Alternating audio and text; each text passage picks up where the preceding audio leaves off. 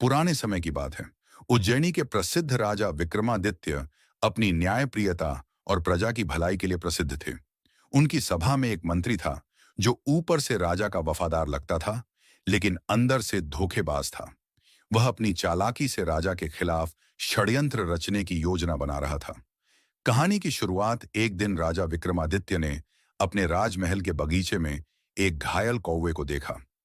कौवा उड़ने में असमर्थ था और उसकी आंखों में दर्द और मदद की पुकार थी। राजा को कौवे पर दया आई। उन्होंने तुरंत अपने सेवकों को उसे उपचार देने का आदेश दिया। कौवे को राजा के महल में रखा गया और धीरे धीरे उसका स्वास्थ्य ठीक हो गया। कुछ ही दिनों में कौवा और राजा के बीच एक अनोखी मित्रता बन गई। कौवा हर दिन राजा के पास आता और उनकी गोद में बैठकर अपनी कर्कश आवाज में अपनी खुशी जाहिर करता। मंत्री का षड्यंत्र इसी दौरान राजा का धोखेबाज मंत्री उनके खिलाफ षड्यंत्र रचने लगा। उसने सोचा कि यदि राजा को रास्ते से हटा दिया जाए तो वह स्वयं राजा बन सकता है। उसने राजा के भोजन में विष मिलाने की योजना बनाई। मंत्री ने अपने इस षड्यंत्र को बड़ी चतुराई से अंजाम देने की तैयारी की। उसने सोचा कि राजा को यह कभी पता नहीं चलेगा कि विष किसने दिया। कौवे की सतर्कता एक दिन मंत्री ने अपने षड्यंत्र के तहत राजा के भोजन में विष मिलवा दिया।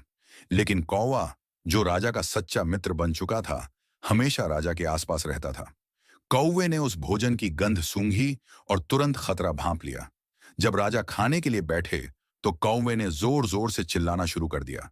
उसने राजा की थाली पर अपनी चोंच मारी और भोजन को गिरा दिया।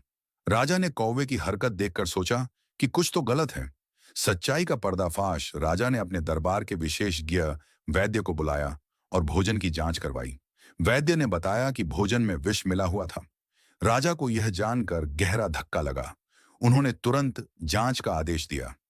जांच के दौरान मंत्री का षड्यंत्र उजागर हो गया।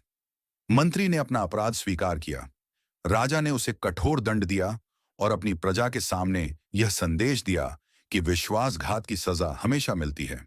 राजा विक्रमादित्य ने कौवे को उसकी सच्ची मित्रता और सतर्कता के लिए सम्मानित किया। कौवा अब महल का प्रिय सदस्य बन गया और उसकी मित्रता राजा के लिए अमूल्य साबित हुई।